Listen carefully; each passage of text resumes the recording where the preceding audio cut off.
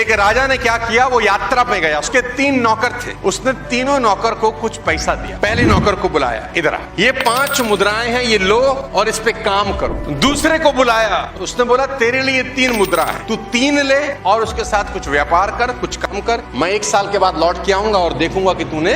तीसरे नौकर को बुलाया, उसको 1 मुद्रा दी कि ये तेरे पास 1 है, तू जा इसके साथ कुछ कार्य कर, कुछ धंधा पानी कर, मैं 1 साल के बाद लौट के आऊंगा और देखूंगा कि तूने इसके साथ क्या।